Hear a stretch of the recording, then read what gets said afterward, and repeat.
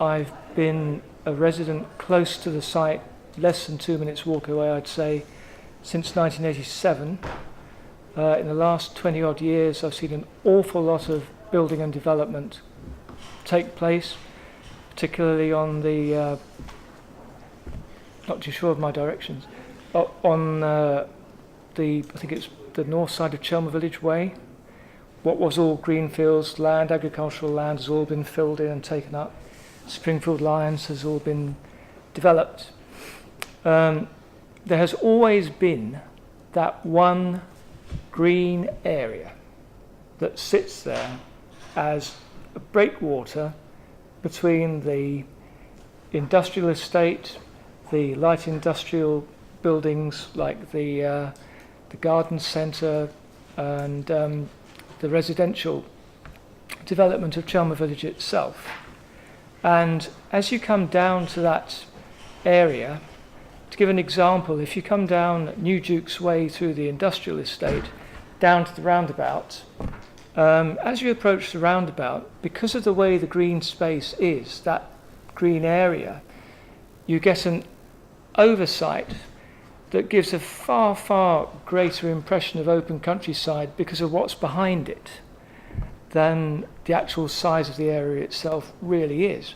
But it really acts as a really, really powerful separator between those two areas. I was extremely disappointed to see the nursery built on it recently. I was unaware of that application.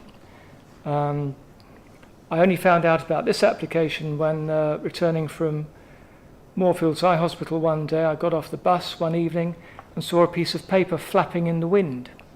And that was after the consultation period had ended.